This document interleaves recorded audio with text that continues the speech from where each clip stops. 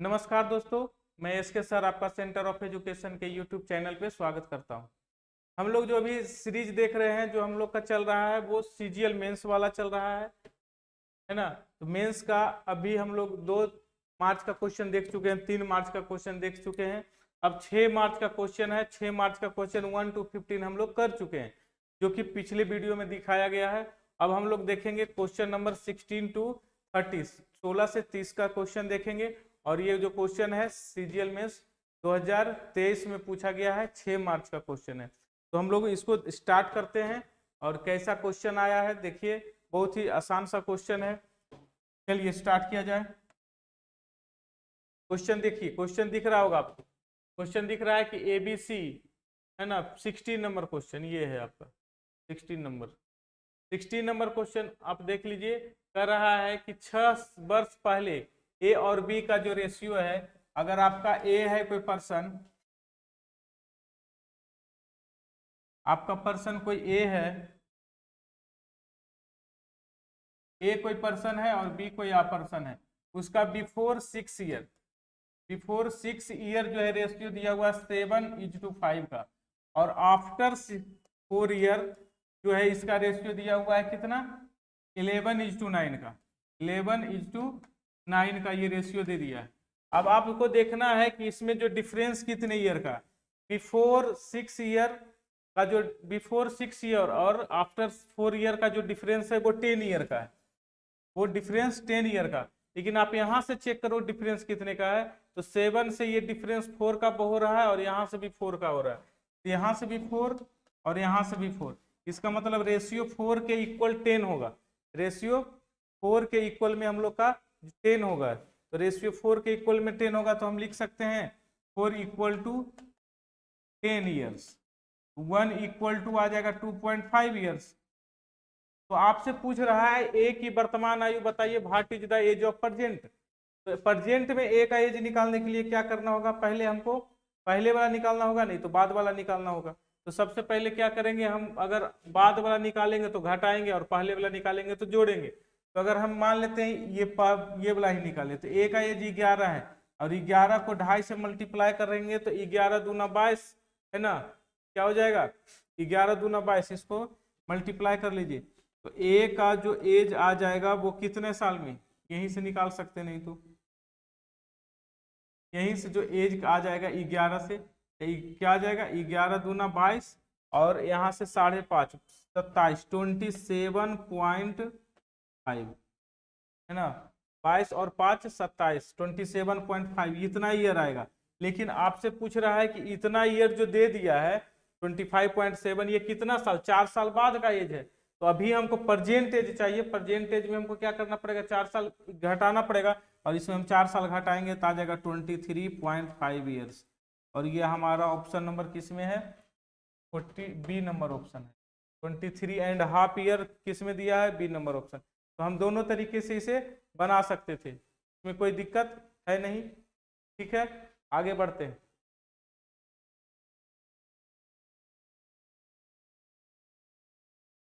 आगे देखिए क्वेश्चन क्या कर रहा है, कर रहा है एक्स और वाई महत्तम समापन, यानी HCF है 15, एक्स और वाई दो नंबर है, उसका HCF है क्या है, 15 है। मैं मान लेता हूं कि एक्स और वाई इक्वल टू क्या मान लेता हूं, 15।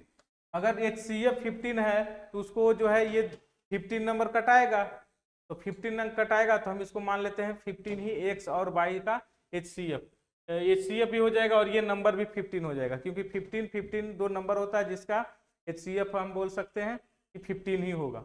आगे बढ़ते हैं, आगे क्या कर रहा है, अब इसमें कर रहा है कि 2 और नंबर है, कर रहा तो इतना और इतना का HCF बताइए। तो भाई हम इसका निकालेंगे, एक्स और वाई का वैल्यू आ गया तो इसको घटा लीजिए। जब एक्स और वाई का वैल्यू बराबर है तो वाई का भी वैल्यू आप एक्स ही मान लो, तो यहाँ से आ जाएगा एक्स स्क्वायर, और 36 एक्स स्क्वायर में 81 एक्स स्क्वायर घटेगा तो कितना बचेगा, 45 x square. Negative LCM HCF में निगेटिव का कोई वैल्यू नहीं होता है। आगे 81 में 9 घटाएंगे तो क्या आ जाएगा, तो आ जाएगा आपका 72 एक्स स्क्वायर। अच्छा एक्स स्क्वायर ही क्यों लिखे, क्योंकि हम Y square equal to X square लिख दिए हैं, Y square equal to X square. इसलिए हम क्या कर रहे हैं, क्यों लिखे हैं, तो हम दोनों को इक्वल मान लिए हैं। तो अब ये आ जाएगा, ये अब बोल रहा है ये दो नंबर का आप HCF बताइए। तो जब एक्स स्क्वायर मेरा माना हुआ है तो आप यहाँ से दो नंबर का HCF 45 और 72 का HCF 9 होगा। 45 और 72 का HCF 9 होगा। और दो नंबर जो होता है ना, इसका इस तरह से अगर आप निकालेंगे तो कहेंगे कि एक्स स्क्वायर आ जाएगा। लेकिन जब HCF हम लेते हैं तो दोनों में से कोई एक नंबर लेंगे, लिया जाएगा, तो उसमें से क्या आ जाएगा, एक्स। तो ये हमारा HCF आ जाएगा 9x, यानी 9 इंटू 15। एक्स इक्वल टू क्या मान चुके हैं, 15। 9 इंटू 15, 15 नमा 135, तो 135 आपका आंसर हो जाएगा। आप कुछ भी इसमें अलग भी मान के बना सकते थे, काफी कॉम्प्लिकेटेड हो जाता क्वेश्चन। तो हम लोग क्या किए, इसको सीधा सीधा मान लिए, दोनों को इक्वल मान लिए, तो हमारा आंसर जो है इजी से अवेलेबल है, हमारा आंसर इजी से आ गया। आगे बढ़ते हैं क्वेश्चन पर। देखिए क्वेश्चन आगे क्या कह रहा है,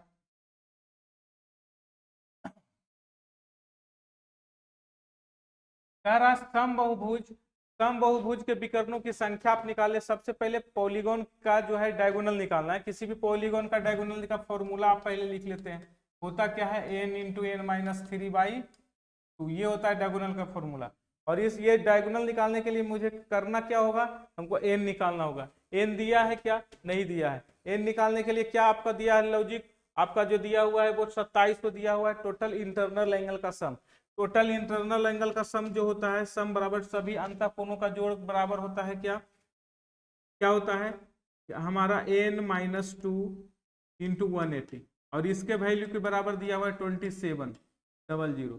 0 से 0 कैंसिल हो गया, 9 दूना 18, 9 तिया 27, 30, ठीक है। और ये कैंसिल हो गया 15 बार में। n का जो वैल्यू मेरे को मिल गया वो मिल गया है ना 17।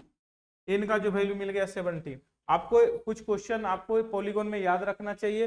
सम ऑफ, यहाँ पर सम है निकालने के लिए, तो sum of all interior angle होता है n minus 2 into 180। Sum of all exterior angle होता है 360, याद कर रखिएगा। अगर एक इंटीरियर एंगल पूछेगा तो डिवाइडेड बाई n, अगर एक एक्सटीरियर एंगल पूछेगा तो डिवाइडेड बाई आपका 360/n। इस तरह से हम यहाँ पर पुट करेंगे। 17 है तो 17 इंटू 17 माइनस 3 14 डिवाइडेड बाई 2, और यहाँ से 17 इंटू 7 मल्टीप्लाई किया जाएगा। 17 इंटू 7 17 17 19 से 119 आ जाएगा आपका आंसर। 119 आपका आंसर आ जाएगा। इस तरह से आपका क्वेश्चन का आंसर आ रहा है। देखिए कितना आसानी से बन जा रहा है। बस आपको अगर फॉर्मूला याद है एडवांस मैथ सेक्शन का, तो ये आप पॉलीगॉन से आप इस क्वेश्चन को बना सकते थे।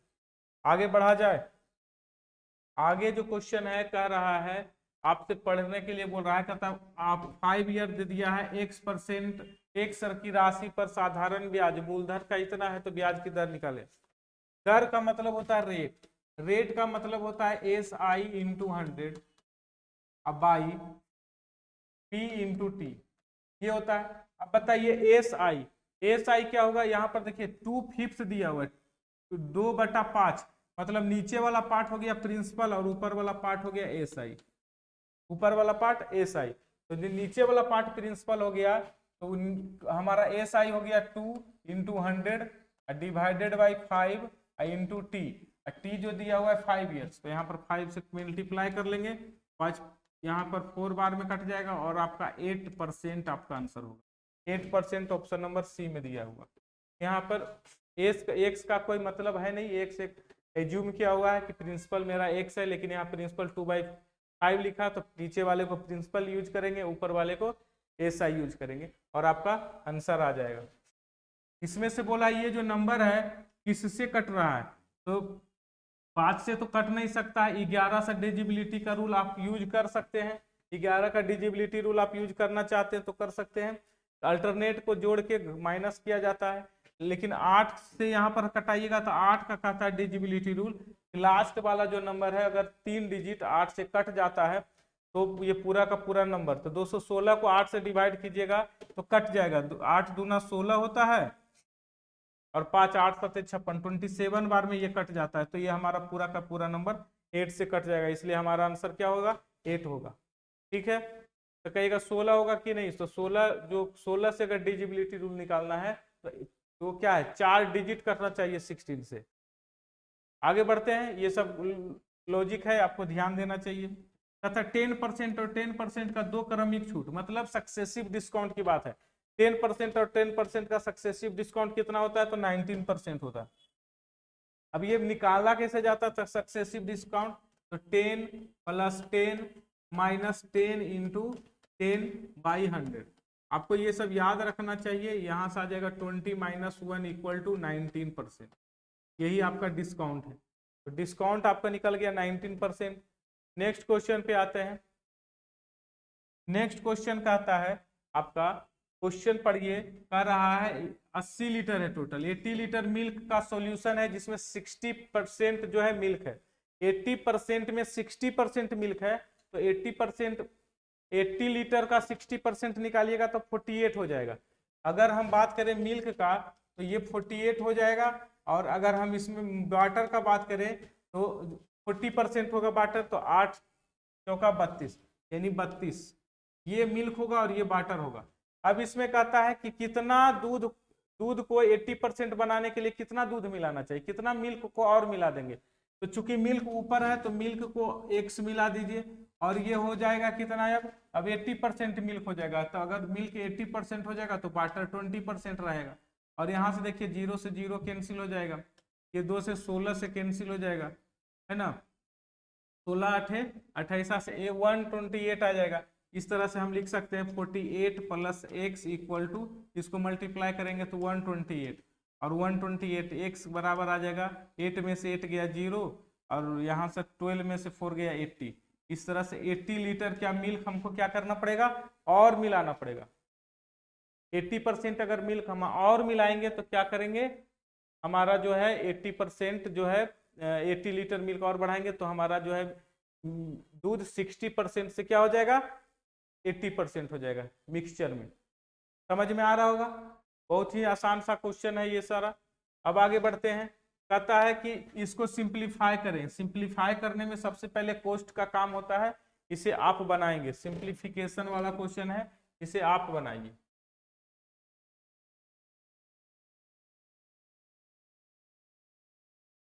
सिंप्लीफिकेशन का क्वेश्चन है, इसे बनाइए। आगे देखिएगा क्या कर रहा है। आगे कर रहा है इतना दिया हुआ है, इतना दिया हुआ, और अभी इसका वैल्यू आपसे पूछ रहा है। जब इसका वैल्यू आपसे पूछ रहा है तो आप क्या करिएगा, सबसे पहले इसका स्क्वायर करिएगा तो जो जो चाहिए आपको मिल जाएगा। तो हम लिखेंगे कि 2x + y का होल स्क्वायर। 2x + y का होल स्क्वायर होता है 4x² + y², plus 2 × 2x × y। इसका मतलब हुआ कि 4x² + y का मान हमको दिया हुआ है 40 लिख दीजिए, प्लस 2 दूना 4, 4 को फिर 6 से मल्टीप्लाई करेंगे तो आ जाएगा 24, और दोनों को ऐड करेंगे तो 64। और देखिए ये स्क्वायर है और ये स्क्वायर इधर आके क्या हो जाएगा, अंडर रूट में। तो अंडर रूट में आ जाएगा तो आपका जो वैल्यू मिल जाएगा 2x + y का जो मिल जाएगा √64, और इसका मतलब होता है 8। √64 का जो वैल्यू होता है 8 होता है, और यही आपसे पूछा था कौन सा क्वेश्चन में, सीजीएल टायर 2 में। आपका जिसमें क्वेश्चन पूछा हुआ है सीजीएल टायर 2 में कि a + b दिया हुआ है, सॉरी a² + b² दिया हुआ है, xy दिया हुआ है, और आपसे a + b का वैल्यू पूछ रहा है। बहुत ही सिंपल सा साधारण सा क्वेश्चन है जो पूछा हुआ है। आगे बढ़ते हैं, इस क्वेश्चन को बनाने की कोशिश करते हैं। तो इसके लिए सबसे पहले आपको फिगर बनाने की जरूरत है। कहता क्या है, एक समलंब चतुर्भुज दो समानांतर भुजाओं के बीच का जो है अंतर 12 सेंटीमीटर है। एक जब हम क्या बनाते हैं, ट्रेपीजियम बनाएंगे, तो ट्रेपीजियम में होता क्या है, ट्रेपीजियम का ऐसे बनता है ट्रेपीजियम। अब इस ट्रेपीजियम को ऐसे बनाने में बोला है अगर ये x है तो ये x + 12 है। कैसे बोला है, कहा है कि एक की लंबाई जो पैरेलल साइड, ये दोनों पैरेलल साइड है, पैरेलल साइड में एक छोटा है दूसरा उससे 12 सेंटीमीटर बड़ा है।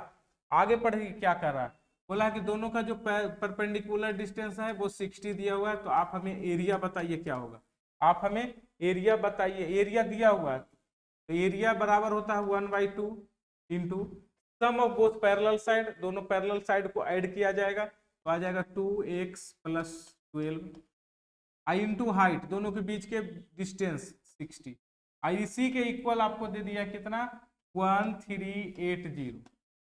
अब देखिए 0 से 0 तो पहले कैंसिल करवा लीजिए, 2 से 2 कैंसिल करा लीजिए 6 बार में, आ कितना जाएगा x + 6 बचेगा, और 6 से ये कैंसिल होगा, 6 दूना, यहाँ से कैंसिल कराया 6 दूना 12 और 6 3 18, 23 आएगा, 23 में से ये अगर कैंसिल कराएंगे तो आ जाएगा 6 17, x का वैल्यू 17 आएगा। लेकिन पूछा क्या है आपसे, ये देखिए प्रत्येक समानांतर भुजा की लंबाई क्या होगी। तो अगर हमारा समानांतर भुजा की लंबाई, तो एक तो 17 होगा, दूसरा 17 + 12 होगा, और एक यानी कहने का मतलब ये हो जाएगा 17, तो ये हो जाएगा 29, और 17 29 ऑप्शन नंबर डी में दिया हुआ है। 17 और 29 ऑप्शन नंबर डी में दिया हुआ, और कहीं आपका नहीं दिया हुआ है। तो इस तरह से हमारा दोनों पैरेलल साइड निकाल लिए। फॉर्मूला क्या था, 1/2 into sum of both parallel side into height. Clear है, आगे बढ़ते हैं, आगे बढ़िए। लिखा है the probability that 3 students A B and C solve the problem are 3/7। पहला का प्रोबेबिलिटी है 3/7 का, दूसरा का प्रोबेबिलिटी है 5/9 का, और तीसरा का प्रोबेबिलिटी है 1/5 का। तो कह रहा है, और रिस्पेक्टिवली दिया हुआ है, what is the probability that the problem is solve. Problem solve करने की प्रोबेबिलिटी क्या होगी, प्रॉब्लम सोल्व करने की पॉसिबिलिटी क्या होगी, समस्या को हल करने की प्रायरिकता क्या होगी। तो आप निकालिए समस्या को हल नहीं करने की प्रायरिकता क्या होगी। तो समस्या नहीं हल करने की प्रायरिकता जो होगा, पॉसिबिलिटी प्रायोरिटी जो होगा, इसमें क्या करेंगे, एक घटा, इसमें से ऊपर घटा के, जैसे 7 है तो 3 घट जाएगा तो 4, इसको लिखिएगा 4/7 गुना 5 में से 9 में से 5 घटेगा तो घटा के लिखेंगे, दिया जाएगा 9, और ये भी आ जाएगा 4/5। ये हमारा क्या, किसका प्रोबेबिलिटी निकला, तो समस्या नहीं सोल्व करने की पॉसिबिलिटी निकाले, प्रोबेबिलिटी, समस्या नहीं सोल्व करने की पॉसिबिलिटी, तीनों का समस्या नहीं सोल्व करने की पॉसिबिलिटी कितना है, तो ये इतना है। और इसको हम जब मल्टीप्लाई करेंगे तो आ जाएगा कितना, 4 4 4 का मल्टीप्लीकेशन होता है 64, और यहाँ से 9 × 5 = 45 को 7 से मल्टीप्लाई करिएगा तो आ जाएगा 315। तो आपको ये है जो आया 64/315 जो आया, समस्या सोल्व नहीं करने की पॉसिबिलिटी आया, ये नहीं आया कि, तो ये 64/315 ये आंसर नहीं होगा।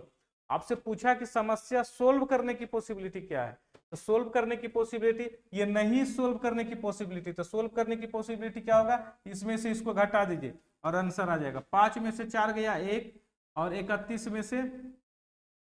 में से 6 गया 25, 251/315, ये है होगा हमारा समस्या सोल्व करने की पॉसिबिलिटी, और ये ऑप्शन नंबर सी में दिया हुआ है।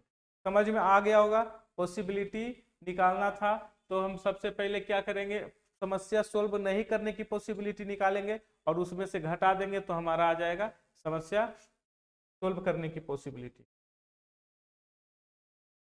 एक देखिए बेहद ही खूबसूरत सा क्वेश्चन है, 27 नंबर क्वेश्चन, एक पिरामिड का क्वेश्चन दिया है, अच्छा क्वेश्चन है पिरामिड का, आप इसे समझिए। कहता है क्या है, एक पिरामिड है और पिरामिड आपको बनाना चाहिए, है ना, पिरामिड जो है आपको बनाइए, पिरामिड ये होता है, अगर आप पिरामिड बनाते हैं तो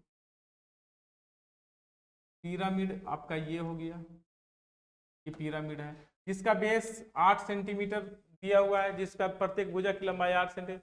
इसके तिर्यक कोर का मतलब होता है आपका जो ये साइड जो ग्रीन वाला पार्ट है, इसका जो लेंथ दिया हुआ है 24, ग्रीन वाला पार्ट का जो लेंथ दिया हुआ है वो 24 दिया हुआ है, और रेड वाला जो आपका पार्ट दिया हुआ है वो दिया हुआ है 8 सेंटीमीटर। और आपसे पूछ रहा है पिरामिड का संपूर्ण पृष्ठ क्षेत्रफल, पिरामिड का टोटल सरफेस एरिया, पिरामिड का टोटल सरफेस एरिया हमसे पूछ रहा है। तो सबसे पहले समझिए एरिया कौन कौन सा दिखेगा, उसी का आपको निकालेंगे। तो सबसे पहला जो एरिया आपको दिख रहा है, आप देख लीजिए क्वेश्चन में, पहला तो एरिया ये दिख रहा है, दूसरा ये दिख रहा है, तीसरा ये दिख रहा है। ये वाला तीनों पार्ट का एरिया अलग अलग त्रिभुज होगा, ये त्रिभुज ये त्रिभुज ये त्रिभुज का एरिया, तो ये त्रिभुज का एरिया कैसे निकलेगा? तो आप समझ सकते हैं, अगर ये 12, ये अगर 24 है तो ये भी मेरा 24 होगा, और यहाँ से अगर इस पर परपेंडिकुलर डाल देंगे तो ये जो मेरा हाइट हो जाएगा इस त्रिभुज का हो जाएगा, ये पूरा का पूरा 8 है तो ये 4 हो जाएगा, और 24 का स्क्वायर होता है, 24 का जो स्क्वायर होता है वो कितना होता है? 24 का 576 होता है। तो यहाँ से हम इसका हाइट निकाल लें तो हम निकाल सकते हैं कि रूट अंडर 576 माइनस 8 का 4 का स्क्वायर 16, 4 का स्क्वायर 16। यहाँ पर देखिए इस ये राइट एंगल बन रहा है, तो उसमें से अगर इसका स्क्वायर में से हम ये 4 का स्क्वायर घटा देंगे तो आ जाएगा 576 माइनस 16, और 576 माइनस 16 जो होगा आपको यहाँ से घटाएंगे तो रूट अंडर 5 है ना 60 ये आएगा, रूट अंडर 560 इसका वैल्यू आ जाएगा। और जब इसका वैल्यू आएगा तो इस त्रिभुज का क्षेत्रफल हम आसानी से निकाल सकते हैं। कैसे? किसी भी ट्रायंगल का जो एरिया होता है 1/2 into base into height. Base मेरा 8 है और हाइट कितना है आपका रूट अंडर 560। तो जितना एरिया इसका होगा उतना ही एरिया इसका होगा, उतना ही एरिया, 3 ट्रायंगल दिख रहा है आपको, तीनों ट्रायंगल का एरिया सेम होगा, तो 3 ट्रायंगल का एरिया अगर आपको निकालेंगे तो 3 गुना 1/2 इंटू आधार कितना हो जाएगा जी? पूरा आधार 8 इंटू रूट अंडर 56/0 ये आ जाएगा तीनों त्रिभुज का क्षेत्रफल। लेकिन हम बेस वाला क्षेत्रफल नहीं लिखे जो एकदम बेस में पड़ा हुआ है, जो रेड कलर से जो क्षेत्रफल बनेगा नीचे वाला पार्ट का एरिया नहीं लिखे। तो इक्विलैटरल नीचे वाला पार्ट कौन सा होगा? इक्विलैटरल ट्रायंगल, यानी नीचे वाला पार्ट का एरिया होगा इक्विलैटरल ट्रायंगल, और इक्विलैटरल ट्रायंगल का एरिया होता है √3/4 गुना भुजा स्क्वायर, मतलब 8 गुना 8। आप यहां से कैंसिल करा लीजिए, 8 दो बार में हो जाएगा, 4 दूना 8 दूना 16, 16√3 प्लस ये देखिए कैंसिल होता है 4 बार में, 4 तिया 12 रूट अंडर 56 इतना 0 आएगा। तो आप देखिए 16√3 आएगा, तो 16√3 किस में? पहला में नहीं है, दूसरा में नहीं है, तीसरा में नहीं है, 16√3 एक ही में, और वो 35 से ये कट जाएगा। इस तरह से 16√3 वाला ही हमारा आंसर होगा, कैलकुलेट करने की आगे जरूरत है नहीं, सीधा सीधा 16√3 वाला आपका आंसर होगा। और इसको कैलकुलेट करिएगा तो ये 4 बाहर निकल जाएगा। ठीक है, आगे बढ़ते हैं। बहुत ही आसान सा क्वेश्चन था, लॉजिकल क्वेश्चन था, अच्छा क्वेश्चन, इसे आप समझ सकते हैं, बहुत ही बेहतरीन क्वेश्चन था। आगे बढ़ते हैं, आज का अंतिम सवाल।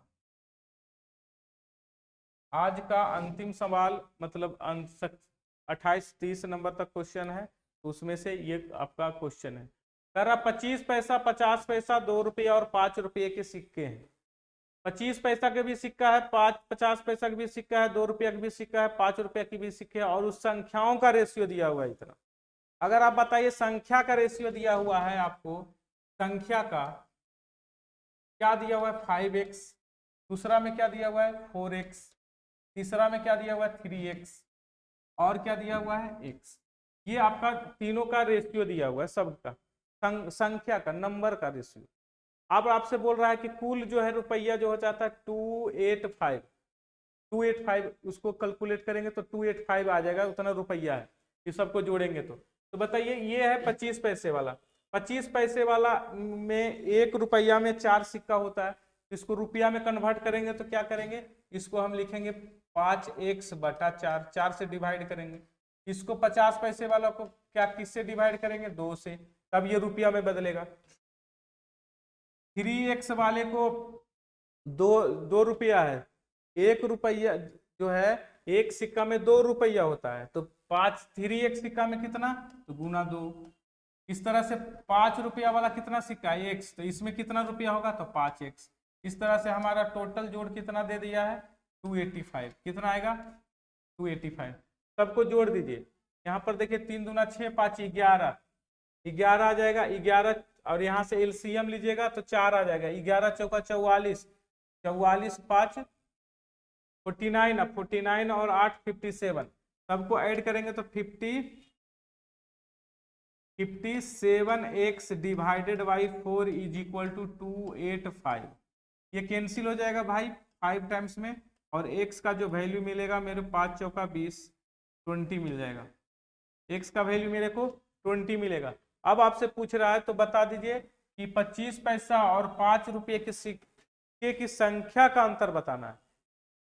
तो 25 पैसे के कितने सिक्के होंगे? अगर x बराबर 20 आया तो ये 100 सिक्के होंगे, और ये कितने सिक्के होंगे? 20 सिक्के होंगे। दोनों का अंतर कितना है? 20, 100 और 20 का अंतर कितना है? 80।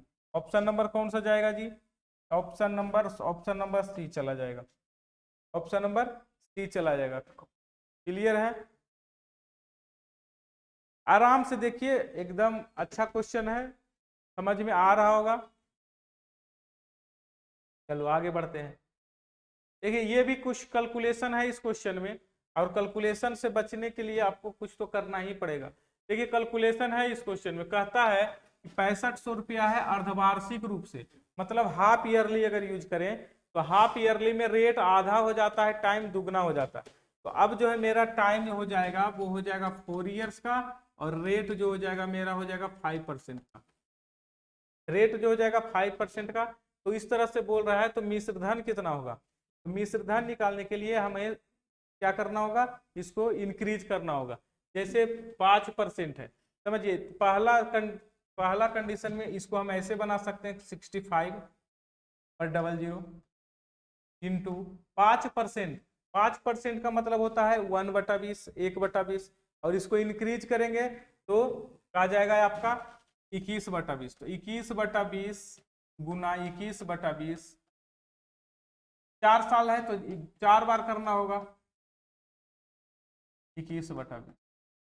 ये 4 बार करिएगा और आपका सॉल्यूशन मिलेगा। आपको जो कट रहा है वो कटा सकते हैं, 2 0 कट जाएगा। अब नहीं कटेगा, इस तरह से आप इसको सोल्व करके आप इसका आंसर ला सकते हैं। ये बार बार बताते हैं, इससे थोड़ा सा कैलकुलेशन ज्यादा होगा। लेकिन मैं क्या कहता हूं, मैं कह रहा हूं कि अगर रेट ऑफ इंटरेस्ट 5% है, 4 ईयर का है, तो हम यहाँ से CI निकालना चाहें तो क्या निकाल सकते हैं? क्योंकि 5% का 2 साल का जो होता है, 5% में CI जो होता है 2 साल का, हम लोग पढ़े हैं क्या होता है? 10.25। क्या होता है? 10.25। तो जब CI 2 साल का 10.25 होता है तो 4 साल का क्या लिखेंगे? 10.25, यानी सक्सेसिव लगाएंगे तो हम लिखेंगे 10.25 जोड़ 10.25 जोड़ 10.25 गुना 10.25 डिवाइडेड बाई 100। अब ये देखिए पूरा कैंसिल हो गया, अप्रॉक्स कैंसिल करवाए हैं, इसको अप्रॉक्स कैंसिल करवाएं।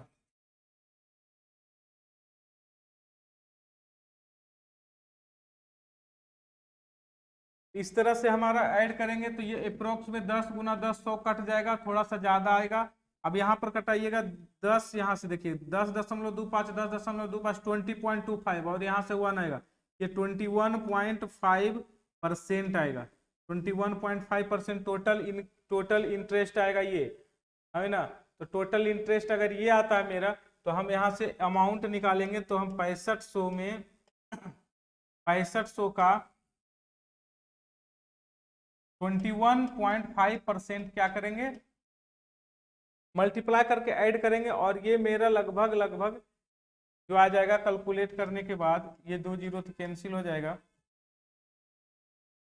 लगभग कितना आ जाता है देख लीजिए।